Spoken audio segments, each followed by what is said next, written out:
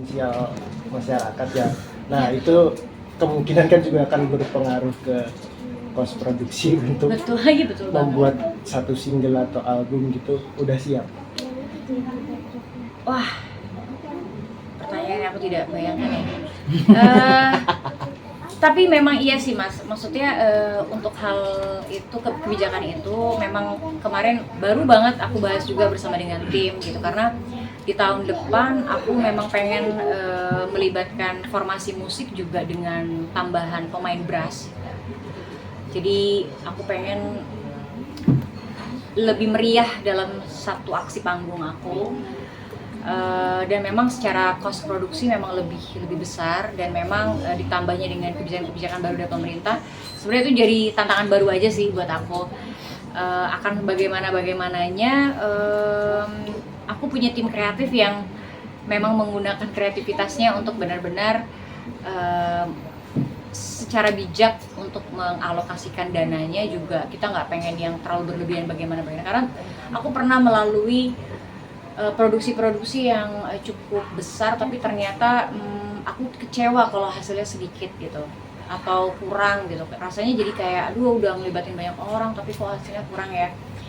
Nah ternyata mungkin harus dipikirkan secara strategi. Mungkin yang cost produksi yang mungkin aku perbanyak adalah dari tim sosial media sih, karena mungkin dari situ akan ngebantu lebih banyak untuk kalau produksi yang di lapangan itu mungkin bisa di-adjust. Tapi kalau untuk sosial media melibatkan netizen itu menurut aku tantangan dan kesulitannya lebih besar gitu. Jadi menurut aku nggak apa-apa mahal di situ, tapi yang lainnya bisa mengikuti.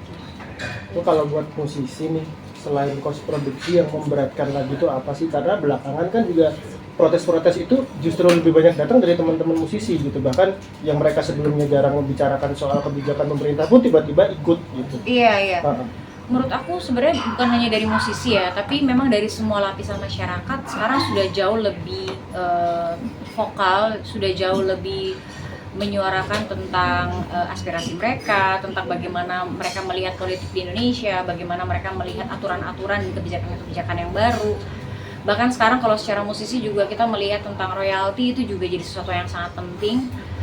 Menurut aku mau musisi atau bukan, tapi kita memang harus lebih melek dan terbuka dengan informasi gitu. Maksudnya aku juga belajar untuk, kalau zaman dulu mungkin aku lebih kayak udah aku serahin aja ke tim A, tim B, tim C gitu untuk menyesuaikan skill mereka gitu atau ekspertisi mereka. Tapi makin kesini aku ngerasa aku ini juga harus lebih melek gitu untuk benar-benar memahami tentang apa yang harus aku lakukan, apa yang nanti bisa ditahan, apa yang misalnya aku harus lebih peka dan lebih sensitif untuk ngecek semuanya.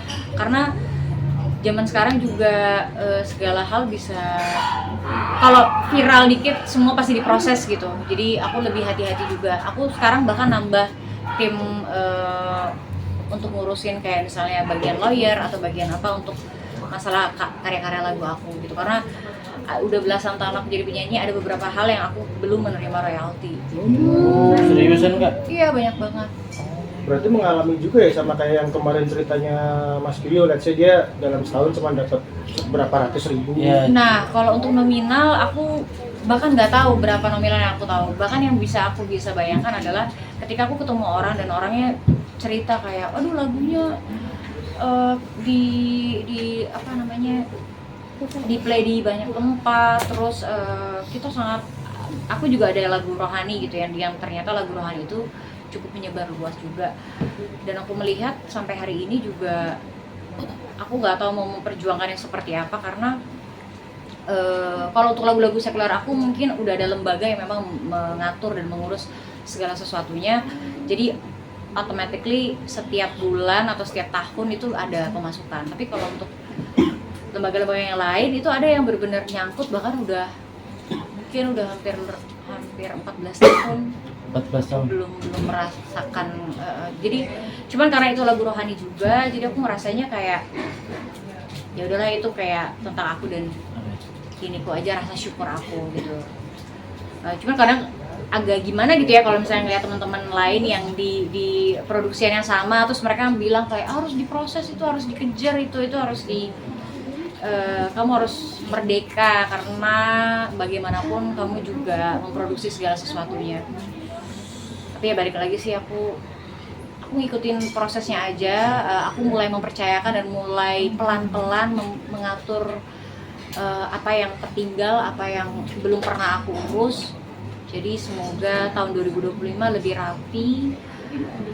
Awal tahun juga akan menyerahkan pajak juga. Jadi ya semoga ya kalau kerjanya jujur, aku sih juga berharap dalam memanage yang lain aku juga bisa lebih mudah dan nggak takut gitu. Kalau misalnya kita banyak bohong-bohong, takutnya menjalani karir ini serba deg-degan gitu, serba panik gitu. Jadi aku sih lebih baik repot di awal tahun, yang penting nggak dikejar-kejar. Berarti memang sekarang udah mulai ke depan mulai fokus buat ngurusin royalti lagu rohaninya Kak, atau mungkin diikhlasin aja atau seperti apa? Kan tadi bilang 14 tahun nggak merasakan. Iya, kalau menurut aku sih kayaknya aku udah ikhlas ya mungkin ya kalau untuk yang itu, karena Lagu rohani ya? iya, karena ya udahlah, toh